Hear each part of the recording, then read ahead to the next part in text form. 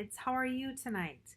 I hope you had a great weekend. I hope you spent your Sunday spoiling and loving on your mom or your grandma for Mother's Day. I know I had a lovely Mother's Day with my family, but I missed you all, and I'm sorry about there being no bedtime story last night. I was having technical difficulties getting things to upload. But we are together tonight, and I have a fun story for you tonight. And this story I'm going to read is actually a movie, but it was a book first.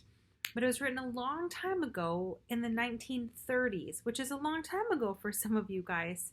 But this book is called Ferdinand, and it's about a bull.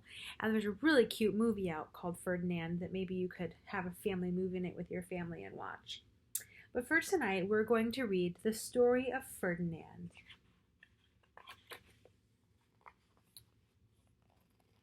Once upon a time in Spain. Do you know where Spain is? Spain is across the ocean by France in Europe. There was a little bull, and his name was Ferdinand. All the other little bulls he lived with would run and jump and butt their heads together.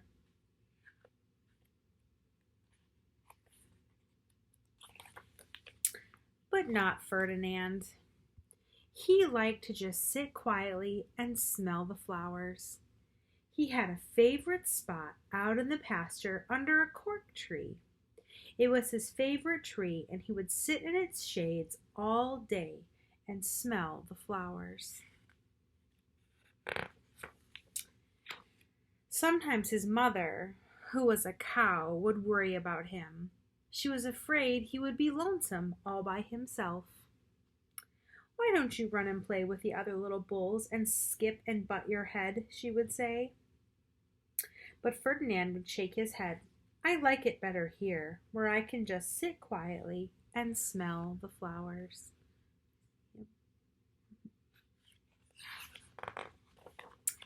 His mother saw that he was not lonesome, and because she was an understanding mother, even though she was a cow, she let him just sit there and be happy. As the years went by, Ferdinand grew and grew until he was very big and very strong. And all the other bulls who had grown up with him in the same pasture would fight each other all day. They would butt each other and stick each other with their horns. What they wanted most of all was to be picked to fight at the fights in Madrid. There were big bullfights in Madrid, Spain. But not Ferdinand. He liked to just sit quietly under the cork tree and smell the flowers. One day, 5 men came in very funny hats to pick the biggest, fastest, roughest bull to fight in the bullfights in Madrid. All the other bulls ran around snorting and butting and leaping and jumping so the men would think they were very strong and fierce and pick them. Ferdinand knew that they wouldn't pick him, and he didn't care, so he went out to his favorite cork tree to sit down. He didn't look where he was sitting, and instead of sitting on a nice cool grass in the shade, he sat on a bumblebee. Well, if you were a bumblebee and a bull sat on you, what would you do? You would sting him, and that is just what the bee did to Ferdinand. Look at his face. Well, wow, did that hurt. Ferdinand jumped up with a snort. He ran around puffing and snorting and butting and pawing at the ground as if he were crazy. The 5 men saw him, and they all shouted with joy. Here was the largest and fiercest bull of all, just the one for the bullfights in Madrid. Oh no, do you think Ferdinand wants to go to Madrid to be a bull in a bullfight? Well, I don't think so. So they took him away for the fight in a cart. What a day it was. Flags were flying, bands were playing, and all the lovely ladies had flowers in their hair. They had a parade into the bull ring. First came the bandoleros, with long sharp pins with ribbons on them to stick in the bull and make him mad.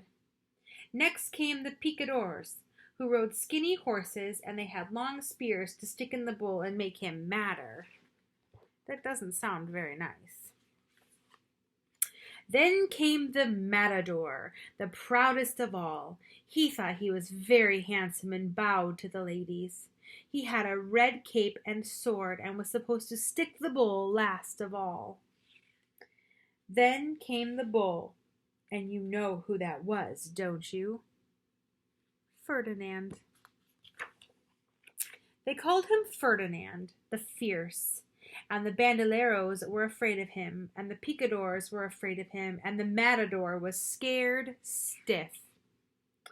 Ferdinand ran into the middle of the ring, and everyone shouted and clapped because they thought he was going to fight fiercely and butt and snort and stick his horns around.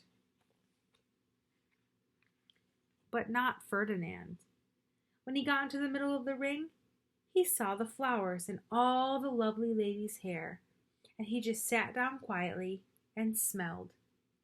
He wouldn't fight and be fierce, no matter what they did.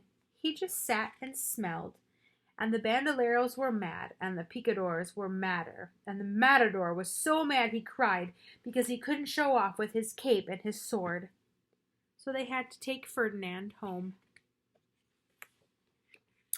And for all I know, he's still sitting there under his favorite cork tree, smelling the flowers, just quietly. He is very happy. The end. I love that story. It's one of my very favorites. I am so glad we could read together tonight, and I hope you are all well. And if you find yourself needing anything or wanting to request a specific bedtime story, go ahead and shoot me an email when it rolls by at the end of the video.